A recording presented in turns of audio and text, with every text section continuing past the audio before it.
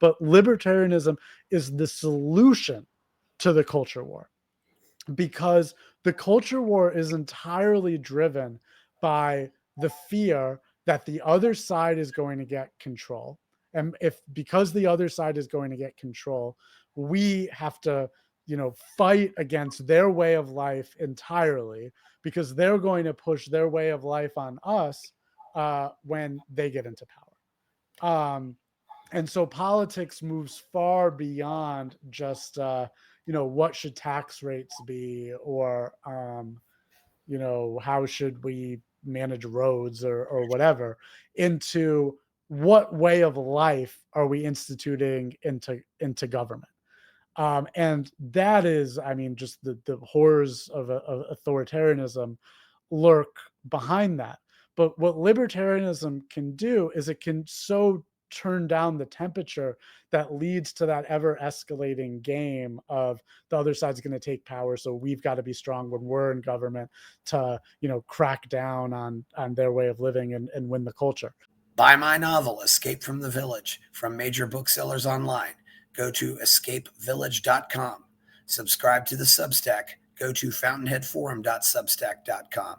Support the forum. Go to buymeacoffee.com/fountainheadforum. Thank you. Welcome to the party, pal. This is Fountainhead Forum 345. I'm again talking to Jake Klein. It's his second time back. How are you, Jake? I'm great. I'm here outside Washington, D.C. You are in Argentina. I'm very jealous of your location. Not so many good things happening in my location, but it's good to be here on the podcast with you. But most of the time when Milei comes to the USA, he goes to D.C., so there you go. That is true. I have not had I think he came and spoke at CPAC last year. Yeah. But I wasn't able to go see him. But I really hope I can at some point. What is that poster back there? That poster is for the movie version of The Fountainhead. Oh, yes, of course. Yeah, that's right. Gary Cooper, Patricia Neal. Yeah. Yeah. The angle made it a little difficult to read, but yeah, it's also, I gotta light my background a little bit more. It's a cool poster. So, Jake, you've been I remember you tweeted this a while back, but yeah, and I didn't know much about this guy, but I looked him up and I thought, I should know more about this guy. You tweeted about a guy named Glenn Loury that you used to work for. What can you tell us? Or you worked? I guess you considered him a mentor. What can you tell us about him? Well, I didn't work for him, nor would I say I considered him a mentor. But what I did was, we were both affiliated with an organization called the Foundation Against Intolerance and Racism. I was an employee there. He was on the advisory board. And my only point of contact with him was that I made a couple videos with him that, you can go search for them on YouTube. They're still out there. But he's somebody I've been a fan of for a long time, and that I definitely admired, before I made those videos. He is, his biography basically is that, he is a renowned economist, who is, or was, a professor at Brown University. I think he's emeritus now. But he's, I think, in the public discourse, like, not known so much as an economist. I'm not super familiar with his economic work, but he's known for speaking against identity politics, as a Black economist. And for collaborations with John McWhorter, another Black academic, a linguist that spoke out, against identity politics in a big way. And so they're both very big public communicators beyond their academic background. And he, in addition to being a professor at Brown, was a scholar at the Manhattan Institute. They produced his podcast. His podcast is still ongoing, separate from the Manhattan Institute. But he was let go after a couple of episodes that he did where he criticized Israel, or had guests on that criticized Israel.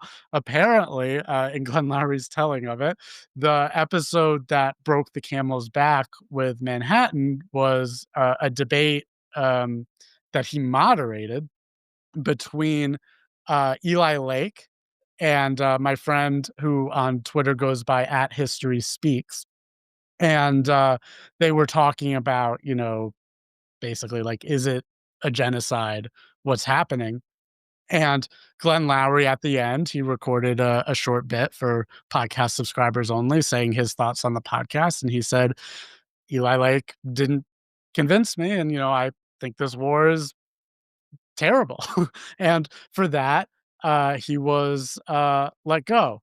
Now, this is I mean, if you were working at a place like, say, the Foundation for the Defense of Democracies or APAC or something, you might understand why that might be a red line.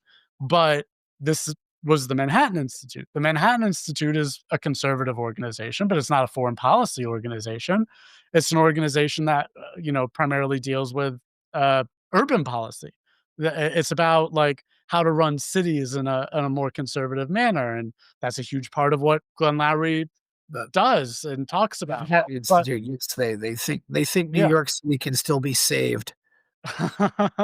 Well, maybe after, maybe from the wreckage of Mamdani, it can, but certainly not right now.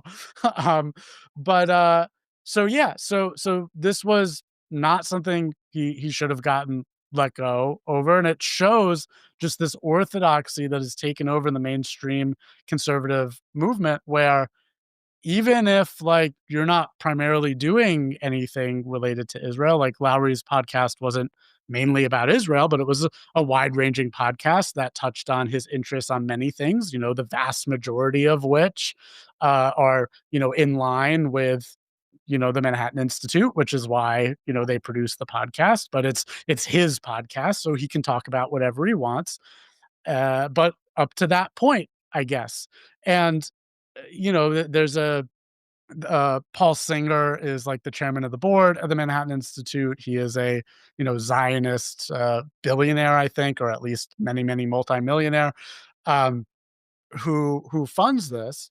Um, but it's just this orthodoxy of, should you be able to have a negative opinion of Israel and have a job or work with people that disagree with you on that thing, at a place that is not really supposed to do anything about Israel. It's not part of that organization's mission. So, I think that was appalling, and it just shows the extent to which our society right now, or huge swaths of our society, have been captured by the politics of a state halfway across the world, which I think is reprehensible.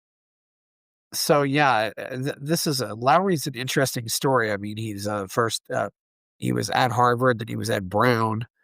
Uh, Amazingly enough, I have to wonder if he could have gotten in as a white guy at all, but I've noticed that the champion groups can say stuff that they get away with a lot more than the white guys can. But, so, yeah, I did check out the Glenn show, but yeah, it's, I highly recommend it. I think it's a great show. Thomas Sowell, but not maybe not as well known as Thomas Sowell. Yeah, I would say that, like, in that general vein of thought, a similar figure. Yeah. Yeah, so, I don't know, yeah, there seems that does bring us to another question. The whole thing about urban policy. What is the whole what do you think right now? I mean, we could talk about New York City. It's just I mean, I guess I've got more cynical. I just say, let it go. Well, did you, you've been traveling today, but did you see the news about Washington, DC? Trump is going to take over or something. Yeah, so he, imposed martial law. Pam Bondi is gonna be in charge of the police department.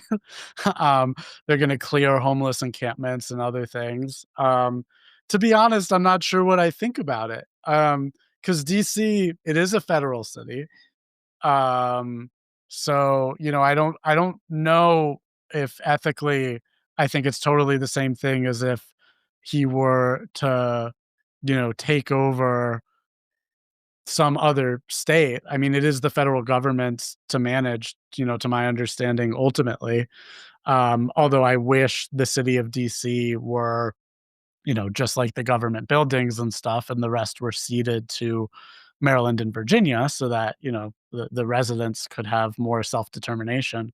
But DC has been terribly governed, and law and order has been a problem, and there are areas of the city where it's extraordinarily dangerous. And I hope that this can have some improvement. Yeah, I travel to San Francisco every now and then.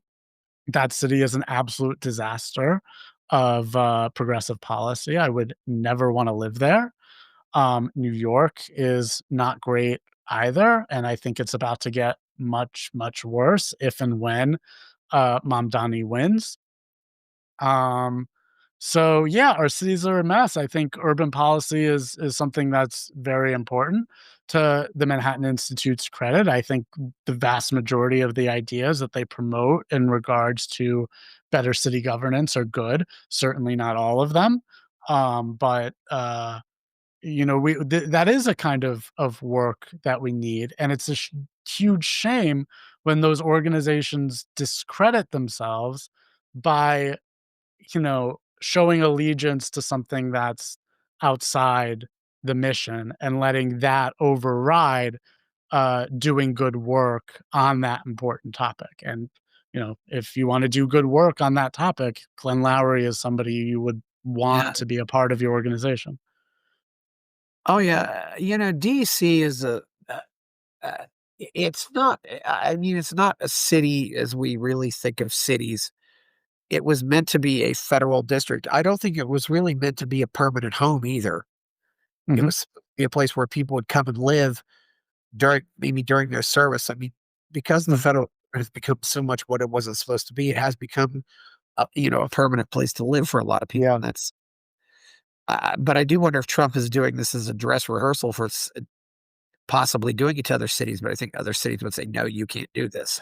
Yeah, I mean, I worry about our country in a lot of ways. I'm very sensitive to. Well, let me back up and say I voted for Trump in this election. I regret it. Um, the first couple months of this administration with Doge, as a libertarian, I was very pleased. But, with what is happening in Gaza, with the tariffs, with the Epstein files, and with just a whole number of other things, I have become very disillusioned and disenchanted, like I feel many people have. Um, but at the same time, I remember the first Trump administration well, and I remember, all just the fear mongering from the left of like, oh, Trump is a fascist. He's going to do this. He's going to do that. And, so little of it came to fruition. And so much of it was hysterical.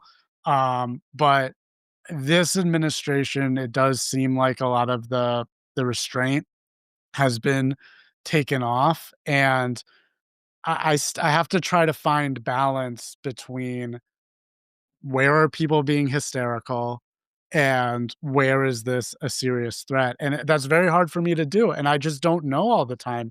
And this is one of those where it's like, if he were to try to do that in places other than DC, that would be a major constitutional crisis. Do I trust him to avoid a constitutional crisis? I don't trust him to do that. Will he try to avoid it? He might. So I just don't know. I think it's a valid fear. I don't know if it's going to happen or not, but anything could happen, it feels like, in the politics we're living in now. I think guys like Trump sometimes just see what they can get away with, and every once in a while they go a little bit further. Uh, but yeah, especially a lot of these governors are going to say no, and maybe it'll create a Fort Sumter situation, which won't be a bad thing anyway. Mhm. But yeah, but that brings up another thing too, Jake. If we ever get to a point where the guns really come out, I think the left doesn't have a chance. I agree. Yeah, I mean, I think you're right. But I I mean, don't they've know. I don't see I think people can protect their rights, through the Second Amendment. but I'm not sure that people can win a civil war, like, if it came to that, through the Second Amendment. Like, the military is too powerful, and whoever has control of the military is ultimately going to be the one that can conquer territory. Like, Yeah, you know I don't whether a lot of the men who go into the military probably are more conservative, but you also got a situation where who grows all the food, who does all the most important work. You've got these there's so much of the people on the right who left who comprise the managerial class, and they really don't know how to do anything that actually needs to be done, like Mhm. fixing plumbing or working on a car or so what's going to happen? I don't know how we get out of this. Uh, Jake, the other thing too that's happened in the last 25 years or so too is there actually were some big cities that you could call conservative, and there aren't hardly any left. And this really was highlighted by what happened in Cincinnati for me. 25 years ago, Cincinnati was considered very conservative. Mhm. And then you had this incident where, a woman's getting beat up in the streets by some gang of criminals, and and the police don't seem to care. 25 years ago in Cincinnati, the police would have come down so hard on that. Mhm. You got any opinions on that? Is there any cities you can think of that really, there weren't very many even 25 years ago, but there were a handful of them. I can't think of any conservative cities in the United States off the top of my head. I'm sure there's a lot of literature that I would be interested to read about why the political divide has centered so much around cities versus rural areas. Um, but it is very interesting that that's how the divide breaks down, and it makes a any sort of resolution of our differences through a national divorce strategy, which I think I support. I support smaller governing districts in general, whether that's through federalism or through just fully separating.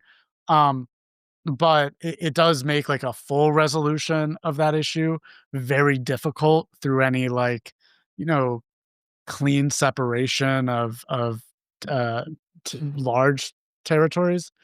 Um, so I don't know, off the top of my head, although I could speculate, like, why cities are like that and why they've gotten so much worse, but, um, you know, so we live in a modern world where so many of the people, are in cities and, um, I don't know, it's very hard to maintain property rights in a city when people are living on top of each other to the same extent that you can when you can put up a fence and you can be separate and what you share is the roads and like a town center where you all go to town together. But your property is yours and you've got a good space to be separate and to do your things. So it's a hard environment. Libertarianism can bring so much to cities, and I don't want to say like libertarianism isn't for cities or something because that's just obviously not true and would be ridiculous. But um, I think it is. I think convincing people of libertarianism becomes a little bit more challenging in an urban environment. I don't know if maybe people just have a different idea what boundaries are when they get into bigger cities. It seems that way. And Thomas Jefferson even pointed out that he felt like cities were corrupting of people's morals. Mm. It's people's, and I don't know. I don't like to reject free will. I think people can make decisions, but it certainly is interesting to. And I went off on my tangent, but on the Law and Order point to which you speak, I mean, Yeah, that was what I mean, to see how just in my social circle, like, libertarians have evolved on Law and Order issues has been very interesting because, I remember when I was becoming a libertarian and You see as you get deeper, there's like the controversial materials that people don't like, right? And the big one of those was Murray Rothbard, talking in the paleo libertarian moment about, we need to unleash the cops on the cities. And that was looked down on. It felt like the general consensus was that was looked down on as a low point in the libertarian movement. And I don't think that's the case anymore. I mean, I think in that essay, he was a little too unrestrained. I mean, you do have to be more careful about protecting your individual rights while doing that than I think he was in that essay. But the general sort of attitudinal direction of, yeah, like we need to protect people's rights through dealing with criminals because criminals violate rights just as much as the state can violate rights. And that's something that we need to deal with. So don't just let these people go unleashed out of, this liberal attitude of, you know, and we're going to be nice to people and everything's okay, to the point where you get your cities destroyed and you get your communities ruined by criminals. You're down in Argentina. I think Malay has been very good in that attitude of libertarianism. And you know I I do think that that's something that needs to be dealt with better than progressives are dealing with it.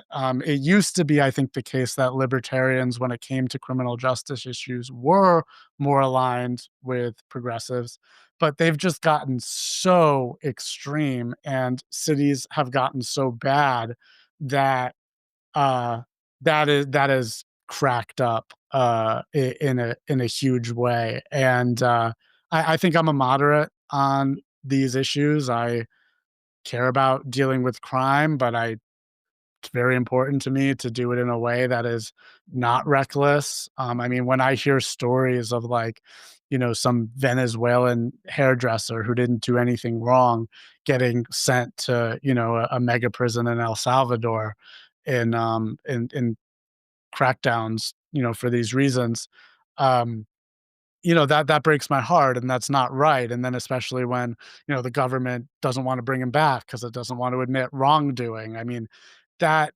stuff is a huge concern to me. So I don't want it's so easy now, when we're so polarized, to get trapped into simple narratives of, "Oh, this other side is so wrong, so let's just focus on all the ways that they're wrong and go totally the other direction."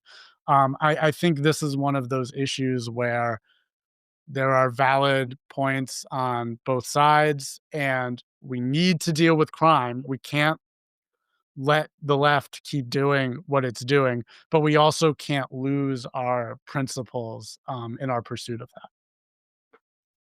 Yeah, I agree. It's, yeah, again, sometimes I think that rural urban divide can show it if you look at the electoral map of Ohio.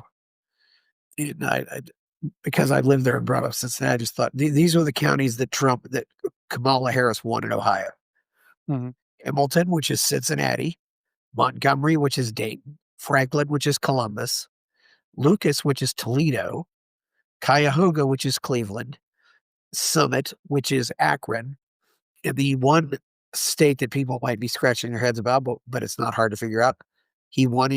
Harris won in Athens County, and that's where Ohio University is. mhm, yeah. So, Athens County is definitely a rural county, but it has Ohio University, so that probably tilted it blue as well. But otherwise, interestingly enough, Youngstown and Warren, those counties where they are went red. And those counties have probably been hit, probably the most depressed counties. So getting back into this, like, the the one of the reasons I have heard for why cities are more liberal is that, there's so many more young people there. And I wonder how that's gonna change over the next couple of years. Gen Z is the most conservative generation, in history, it seems like, where even the women are majority Republican now. So I wonder, like, will we see will that be reflected in, the city's demographics at all? Political demographics? Yeah, it could be. I don't know why there's this belief that young people have to be socialist. I think it's another case where I think that I don't think the blue team does this as much, but I think conservatives tend to shoot themselves in the foot in a lot of cases where with this attitude of, well, we can't get this voting block, so we'll just say things that annoy them and piss them off instead of actually trying for them. And I've certainly got that attitude among young voters, and Milei went out and got young voters in spades, and not to Mhm. mention I've seen them do it with immigrants over 20 years. They talk constantly about how much they hate immigrants. Well, guess what? Now those immigrants or the sons and daughter, the kids of immigrants and people like that are saying, no, we're not voting for you. I don't think that young people are, um, inherently socialist. I think that young people are inherently more likely to seek change. And so insofar as the right wing is conservative in like the traditional sense of we don't want too much change, then I think, yeah, I think that's probably not gonna be what young people are gonna be super into. That's what older people are gonna be into. And that's also why you see, it's not that young people get more conservative as they age. It's that what young people believe becomes more conservative as they age, right? And that's why they say conservatism is progressivism driving the speed limit because it's just a couple decades behind because those people will age and their perspective will become the conservative perspective. So when you see a situation like Argentina where socialism is the default, well, yeah, Millet can come in with that libertarian message and the young people can get super excited about it. When Trump comes in with this populist nationalist message that's not the traditional conservative message. It has appeal to some of those people, but it's maybe a little bit more aligned with or well, I guess I mean, this is definitely conservative, but it's a different kind of conservative, like, a Curtis Yarvin, like, neo-reactionary, like, let's go back to how things were hundreds of years ago, right? I mean, that's change, right? I mean, it's conservative, but it's a huge change. So that can have appeal to young people. And like we saw, during the breakup of the Soviet Union and other communist countries, it was the young people that were out there protesting for liberalism. So, that was what change looked like in those cultures. So yeah, I think I agree with you. It's not that young people are inherently socialist, but it's about the dynamics of the country at that time. Yeah, it's amazing how the socialists still portray themselves as something rebellious, rebelling against the status quo, in spite of the fact that all of these Mhm. allegedly oppressed minorities aren't oppressed at all anymore. I Well, but there's a reason that the socialism that's getting more popular now is the, Bernie Sanders, AOC, Mamdani socialism, and not the status quo socialism that we've had for so long.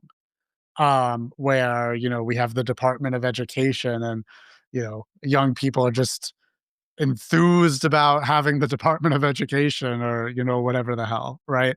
That was represented in the socialism of the establishment Democrats or, the democratic socialism of Western Europe or something, right? It's a lot more extreme than that, what's popular now. And that makes sense because that's what you would see with young people. I'm just amazed that the left can still claim things like women are oppressed, and you watch some of the things that happen in our society where men get accused of doing things they didn't do and stuff like that. It's just so Yeah, I mean, that stuff is just insanely nuts. you, But I'm you, glad to see. I mean, it seems to me like woke is dead. I mean, well, the whole left is in such figuring out what it's gonna be mode.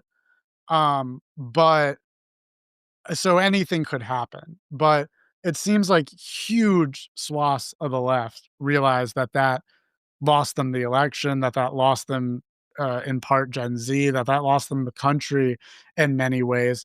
Many of the leftists that were holding their tongue about it, while Robin DiAngelo and others were saying just absolutely, insane things that just didn't make any sense and were completely irrational to anybody with a remotely critically thinking mind.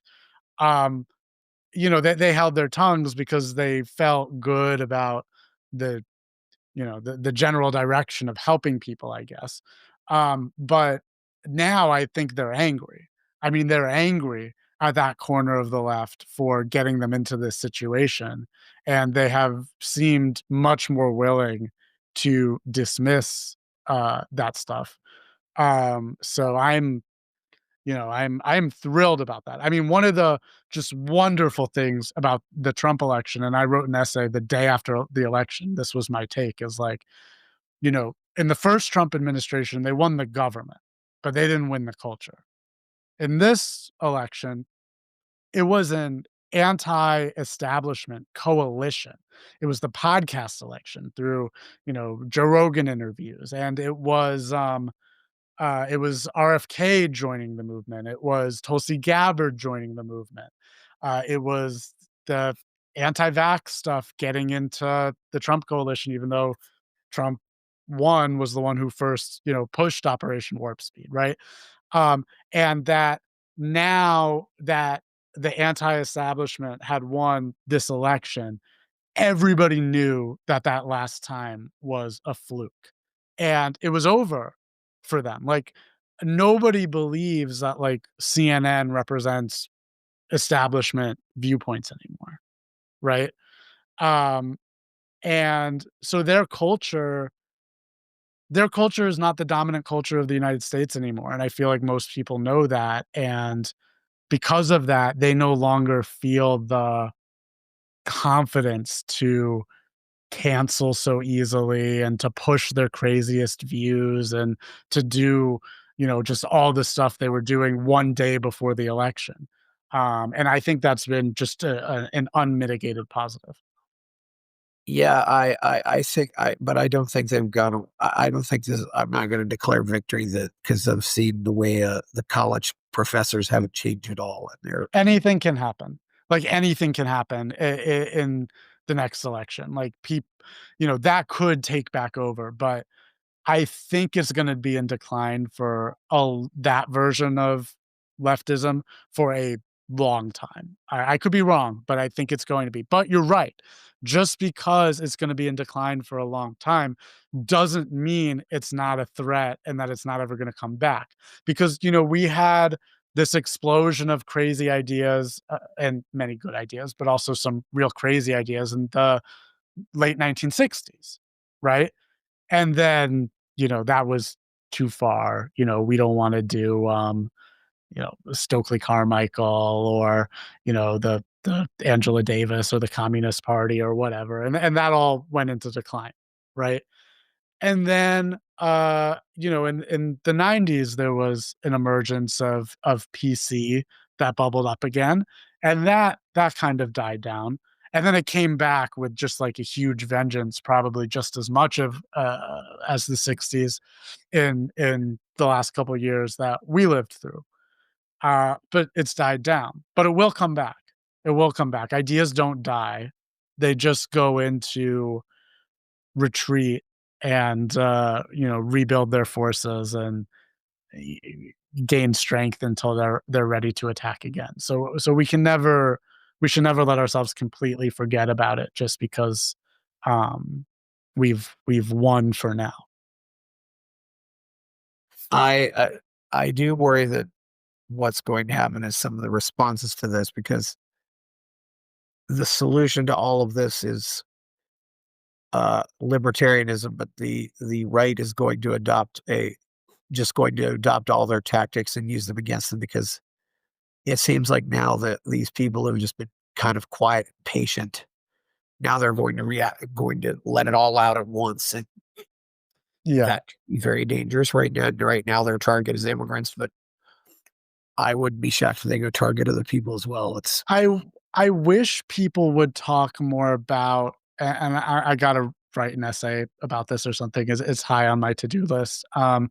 But libertarianism is not just the solution for a better economy, for a better governance, for things like that, like we typically talk about it. Um, so many libertarians will talk about libertarianism as being outside the culture war, right? There's the right and the left fighting, and libertarianism is we're not part of that. And that's ridiculous. First of all, everybody's part of the culture war in some way or another. There's many factions, but I wish more people would talk about libertarianism not just as being a faction in the culture war, or multiple, because there's multiple different libertarian cultural viewpoints, but libertarianism is the solution to the culture war, because the culture war is entirely driven by the fear that the other side is going to get control. And if because the other side is going to get control, we have to, fight against their way of life entirely because they're going to push their way of life on us when they get into power. And so politics moves far beyond just, what should tax rates be, or, how should we manage roads, or whatever, into what way of life are we instituting into government. And that is, I mean, just the horrors of authoritarianism lurk behind that. But what libertarianism can do is it can so turn down the temperature that leads to that ever escalating game of the other side's going to take power. So we've got to be strong when we're in government to, crack down on their way of living, and win the culture. Um, and institute our way of living into the state apparatus, because it can say, you live how you want. You go form your community. You in your community voluntarily govern yourselves however you want to do that. Have a very Christian community. Ban gay people from your community if you're so inclined. I don't think that's a good thing to do personally, but if they're so inclined, it's their private property, it's their community that they've formed together. Go and do that. Leftists, you wanna go have a socialist society? Well, there's always been a tradition of, small scale, libertarian socialism. I mean, they have the word libertarian first, but we should differentiate. It's not what we mean by libertarian, which is why I put it in quotes. But, go and, have your communal arrangement where, you do from each according to their ability to each according to their needs. And you want to ban Christians, you don't like Christians because, of whatever your beliefs are, to ban Christians. It's your private property. You go do that. You live your way. And if we could just sort of have this arrangement of everybody can get 90% of what they want. The 10% that you don't get is the ability to stop the other people. But they're not going to interfere with you anymore because we're going to have this negotiated turn down the temperature arrangement of we don't interfere with other communities uh ability to live their life how they want to live it, so long as they do it in their place. As soon as somebody starts wanting to seek more of that, as soon as they start deciding to seek, no, no, no, we want this every place, that's when the other side gets forced into this game theory really of, we have to, increasingly seek more control, and it to defend against that, and it escalates and escalates. Yeah, I'm more wonder where it's going to go. I've been predicting now that I think conservatives will hate the founding fathers as much as the left does in 10 years. I think you're right. I think that's a good insight. Because they're always reactionary. They don't, they always wait for somebody to do something and then react. It's not, as you pointed out, strictly speaking, the word conservative means I'm going to conserve what we have. I'm not going to fix things that aren't broken, that kind of thing. So I can understand. Uh, it's a question, whether or not the public is finally going to decide that but when anytime there's an attempt to roll back this stuff back and ends up going for it anyway. And that's what makes me wonder if you can get rid of it without a principled person like Eli. Uh, And I mean, that's what we need in America, but I think when things get bad enough, there will be a room for that person, just like there was in Argentina. I worry, and I think we should do everything in our power to try to avoid this and fight. But I worry that we're gonna have to go through, before we come out, and I worry that the through is gonna be really, really, really bad. So we should do everything, we can do to prevent it from coming to that. But if it does, on the other side, there will be room for a Malay in America. well, that's the whole thing that's frustrating about being a libertarian, Jake, is if we had we could have prevented a lot of this, it's but we were ignored and called names and, made fun Yeah, of stuff. And a lot of libertarians have now reached the point and said, look, we've been trying to tell you not to take these suicide pills or these poison pills for all these years. And now a lot of libertarians are just saying, tough luck. I don't care anymore. There really is. you I do know, libertarian I this will increase. I think that you're right that we were ignored and marginalized and, how other people treated us did not help. We I mean, go back to the Ron Paul campaigns. I mean, I'll never forget the cable news graphic when he was, I think, leading or in second place or something in like the polls in Iowa, and they just left him out of the graph so that they could talk about everybody who wasn't him, right? But I think we also have to blame ourselves. I mean, we were growing a movement at that time. The Ron Paul campaigns, particularly the second one, were so successful. There was a momentum that came from that that could have been used. And it wasn't just that, Trump came in and was a wrecking ball to that. It was that libertarians blew it. The movement got, as it was before the Ron Paul campaigns also, enmeshed in the petty squabbles amongst itself. The more culturally right-leaning libertarians and culturally left-leaning libertarians could not get along and could not work together, and worked so hard to destroy the other that they could not build together. And um, that was disastrous. I mean, I've seen this within organizations that I've worked at. I won't name names, but one disagreement on some issue will get somebody marginalized or fired or not hired, or whatever it is. The narcissism of small differences is so strong, and I don't want to say that those differences aren't important. Like, we are.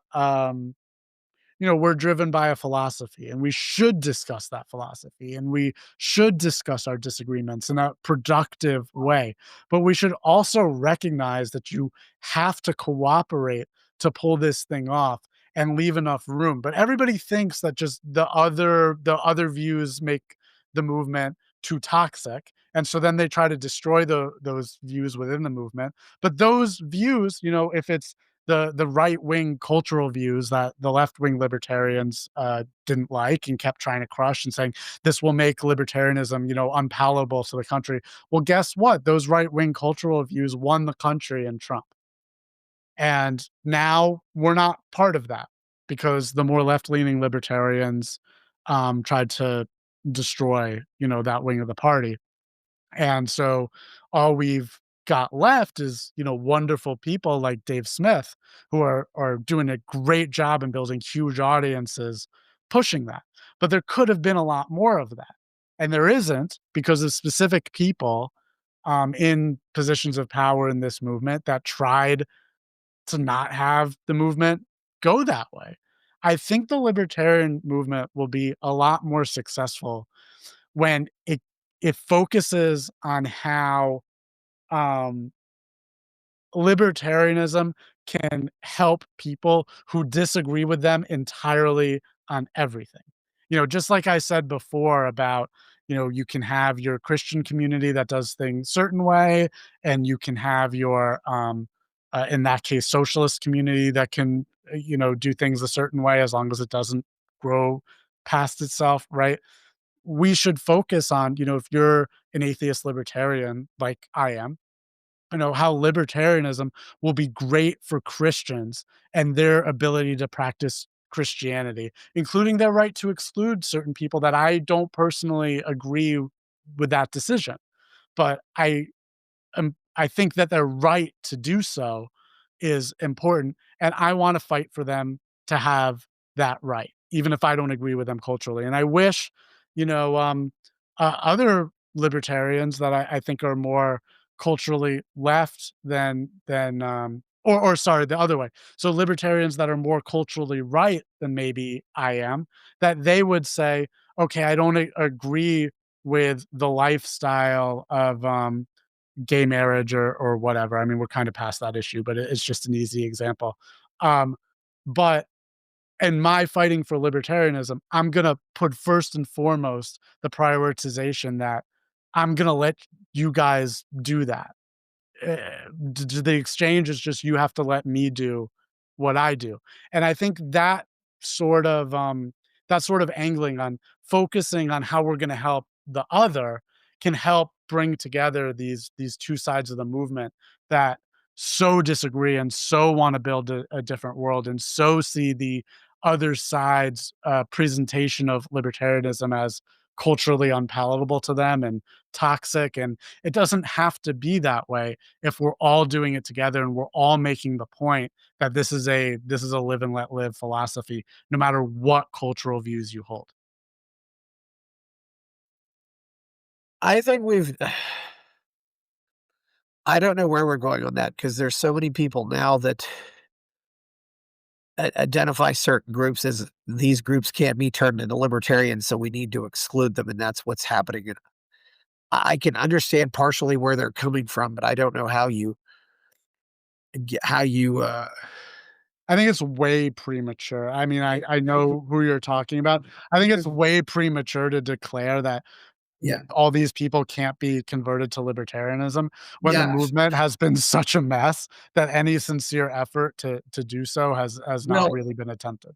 for the first time, Jake, we now have a faction of libertarians, people who call themselves libertarians who believe that one requirement to be a libertarian is that you worship Ron Paul, and because Chase Oliver didn't do that, they completely threw him under the bus. I don't believe that libertarianism does not require worship of any guru, as far as I'm concerned. I But agree with you. I mean, I worship Ron Paul, so I'm one of those, but I and I'm agree with not you. saying that about all Yeah. Ron Paulers, but No, I know. Yeah, but I agree with he's you. really The strong. dismissal of Chase Yes. Oliver, was over the top, even though there were things, including some serious things that I disagreed with Chase Oliver on. Having said that, I also didn't support Chase Oliver, but, not for the same reasons. It was because I don't think the Libertarian Party in the United States is a serious strategy. I think we're a two-party system, that's the nature of, how we're set up. We're not a parliamentary system. We have, first past the post voting. And yeah, I just don't, for me, I thought we were going to get much bigger gains with Trump. I was wrong about that, but that's what I thought at the time, and I'm happy to admit that I was wrong. Or I'm not happy to do it. I'm sad to do it, but I'm not ashamed to admit I was wrong. Um, but, if there was a libertarian candidate that I thought, I was really gonna get some sort of strategic gain out of voting for them, I would have done so, but I didn't think Chase offered that. There could be a theoretical candidate that would do that, like, they're building some movement, and if we see that, they got to a certain point, it would then change the 2 major parties, in the next election, but I didn't think that was gonna happen this time around. I I I've been down this rabbit hole so many times, and I just 'cause I almost feel like I almost and this is almost why I do wish for a civil war, do wish for the country to completely collapse, because the only way, because I don't see how we're ever going to get rid of this two-party mindset in this country, and I believe the two-party system I mean, okay, you well, I mean, you're basically saying, "Well, I don't wanna die by rat poison, so I'll choose dying by electrocution." But at least I got to make a choice, and my form of death won. Whereas you have somebody who might give you life and but you life isn't gonna win, so I'm gonna vote for death. That's I is think a parliamentary system is I'm confused. I think that this is, I don't think it's a mindset thing. I think it's the incentives of the structure of the system thing, and I I think a parliamentary system would be preferable, but we don't have one. And so, well, maybe that's the sort of reform we should be talking about. And there are people that talked about in many localities successfully about pushing ranked choice voting. And in those cases, right, where ranked choice voting has passed, there I agree with you. It is a mentality thing because that hasn't been super successful in bringing third parties about in those places. And that's because we're so focused on national politics, and national politics is going to be a two-party game for as long as we have the system that we have. But I think where I would agree with you is we should put more energy into the localities that have ranked choice voting of really helping people to think about it differently there. But at the national level, I don't think it's a mindset thing. I think it's unless we change the institutions, um, it's a consequence of the incentives. it does get back to the reality though that, democracy for what the question is why democracy puts such horrible people into positions of authority, and it as far as keeping bad people out of power, it's completely useless with regard to that. It's funny, we recently lost somebody who probably could have run for president and won a few times. And I talk about, somebody who knows how to go out and, maybe people don't like the fact that I call him a manipulator, but certainly Hulk Hogan was like that. You told me okay, so for listeners, you told me, before the show that you wanted to talk about Hulk Hogan, and I was like, "I don't know anything about Hulk Hogan." And well, I mean, I do in the sense that, like, I know he's a wrestler, I know he died recently, and he was in Rocky III, which I think, a great movie. Yes. But I could not have fathomed that that would be the context in which you would bring up Hulk Hogan, and, that is a lot of fun. So wait, so sell me on Hulk Hogan for president. Like, how you what would Well, that have been? That's so interesting. he never ran for president, but I mean, this is somebody who a lot of people really looked up to and loved. I mean, he did inspire people to, as he said, say your prayers and eat your vitamins, stuff like that. I mean, he really, I like it.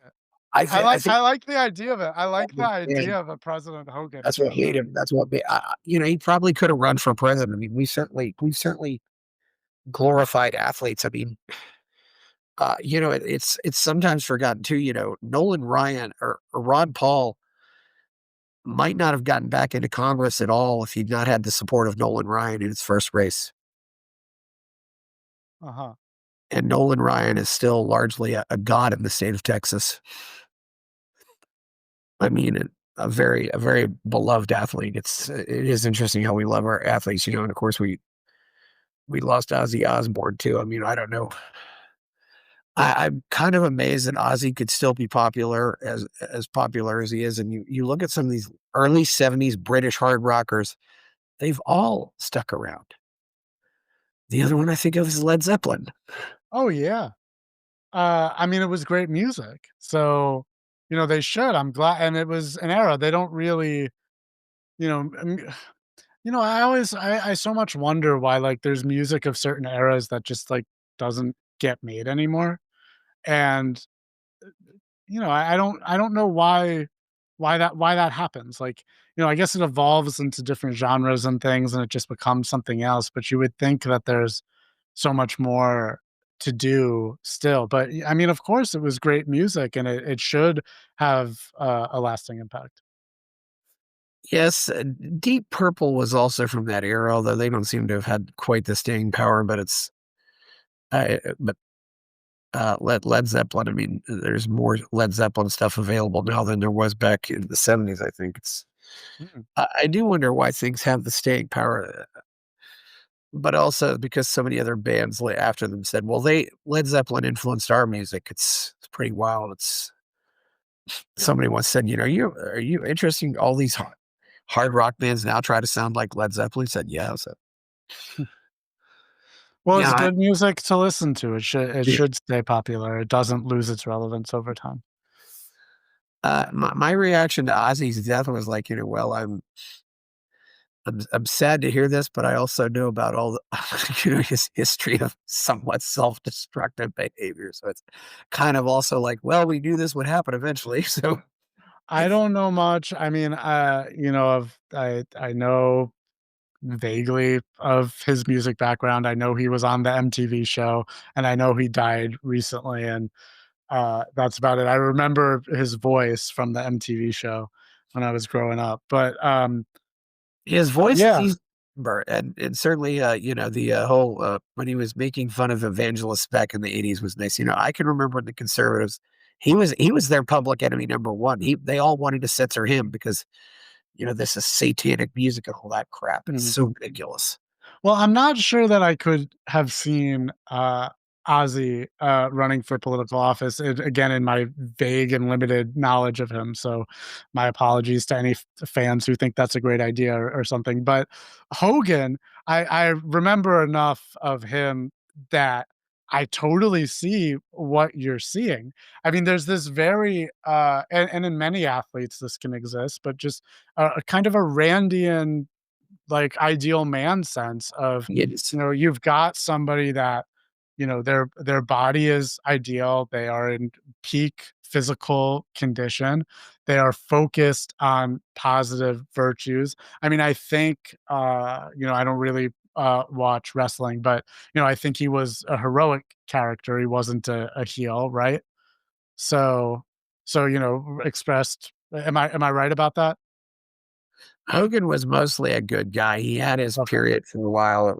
I think he was just, as he got older, they decided to do something different with him. So that's what happened. Okay. Well, mostly then, a They thought positive this figure. riots too because he was that well loved. I mean, Yeah. And loved for reasons because they set him up that way. And so to see somebody that represents positive virtues, in a really deep internalized way, get elevated, I think that's a beautiful good thing. That's what we should want from our politicians. It sort of depends how they manifest that, right? Because that used to be the way people would try to appear. If it's Obama, or George W. Bush, or basically any president before Trump, it was somebody that was trying to appeal to the sense of the best of us, right? But they were so fucking slimy. I mean, they were fake. They were saying the lines and the poll tested things, and politicians for the most part have just really not seemed like super genuine people, and that genuineness is so important, which is why we got Trump because the genuineness was actually much more important than the best of us. um, but if we can mix those 2 things together, I mean, that is where it's at. And, I see it's devoid of the actual content, but I see in Mamdani of New York a political star, in the making.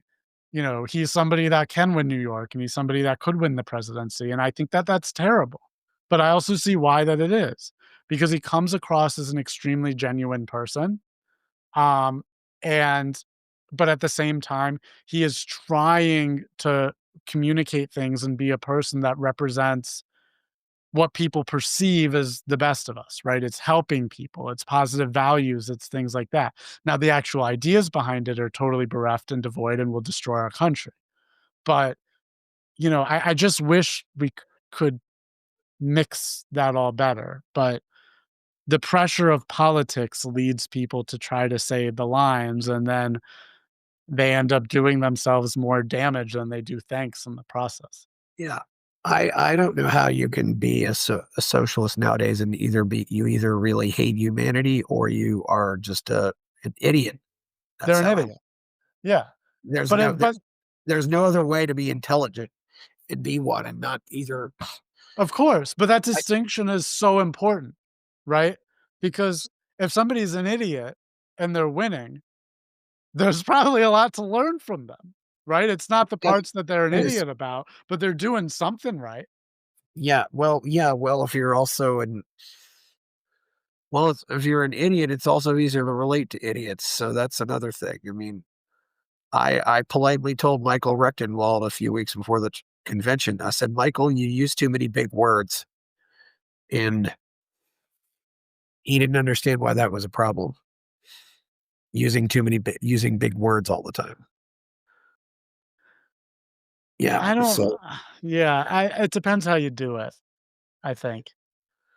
but I don't, and I do the thing I do know about Ozzy is they had that song "War Pigs," which is actually one of the better anti-war songs of all time. It's and Mhm. some of the best anti-war songs did not come from the hippies. Uh, Jake, this has been a good talk. I don't know if there's anything else left to say at this point. It's been a I I did want to talk about Glenn Loury, and we did talk about the whole left right thing. Now, so I guess we can't Uh, talk about that, but uh, yeah. well, we can do it again, soon when there are more things to talk about.